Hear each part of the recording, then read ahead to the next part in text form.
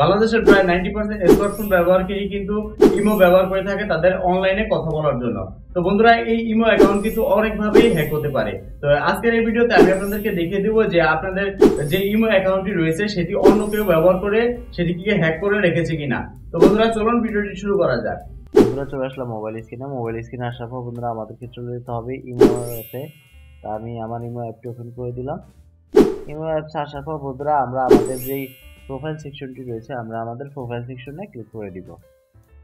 Profile সেকশনে আসার পর বন্ধুরা আমাদেরকে যে সিকিউরিটি অ্যান্ড প্রাইভেসি নামক যে অপশনটি রয়েছে এই অপশনে ক্লিক করে দিতে হবে। সিকিউরিটি অ্যান্ড প্রাইভেসিতে আসার পর আমরা এই যে উপরে দেখতে পাচ্ছি ফিচার্সের কিছু অপশন রয়েছে। ফিচার্সের পরে সিকিউরিটি রয়েছে। এই সিকিউরিটির নিচে একটি অপশন আপনারা দেখতে পাচ্ছেন ম্যানেজ ডিভাইসেস। তো আমরা জাস্ট ম্যানেজ ডিভাইসেসে ক্লিক করে দিব। ম্যানেজ ডিভাইসেসে ক্লিক করলে কিন্তু এই যে আমরা দেখতে পাচ্ছি মাল্টি ডিভাইসেস, অর্থাৎ আমার অনেকগুলো ডিভাইসে ইমো অ্যাকাউন্টটি লগ ইন আছে। তো এখানে ইমো অ্যাকাউন্টটি কয়টি মোবাইলে লগ ইন রয়েছে সেটি কিন্তু আমরা নিচে দেখতে পাচ্ছি। তো এখানে আমার দুটি দেখাচ্ছে, আপনারা দেখতে পাচ্ছেন। একটি হচ্ছে ভিভো V20 আর অন্যটি হচ্ছে স্যামসাং A30।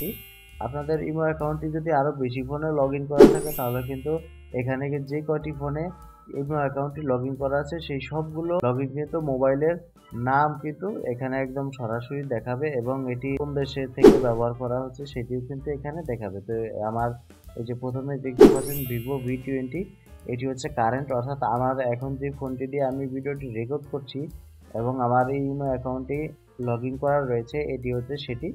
আর আরেকটি ফোন হচ্ছে স্যামসাং A13 6B। তো এটি হচ্ছে আমার আরও অন্য একটি মোবাইল যেটি এখন কিন্তু অনলাইনে রয়েছে বাংলাদেশেই, এই যে দেখাচ্ছে লোকেশন।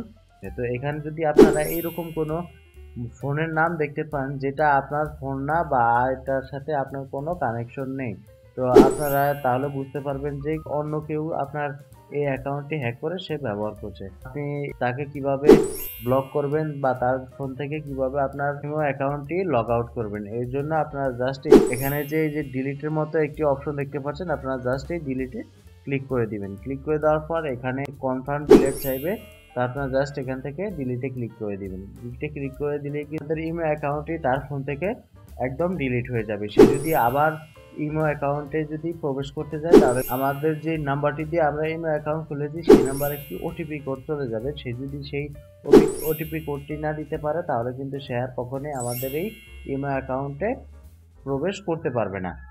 বন্ধুরা, আশা করি ভিডিওটি আপনাদের অনেক ভালো লেগেছে। বন্ধুরা, আপনারা চাইলে কিন্তু এভাবেই খুব সহজে আপনারা দেখে নিতে পারেন আপনাদের ইমো অ্যাকাউন্টটি হ্যাক হয়েছে কিনা, এবং যদি কেউ আপনাদের ইমো অ্যাকাউন্টটি হ্যাক করে থাকে সেটিকে আপনারা কিভাবে ডিলিট করে দিতে পারেন। ধন্যবাদ ভিডিওটি দেখার জন্য।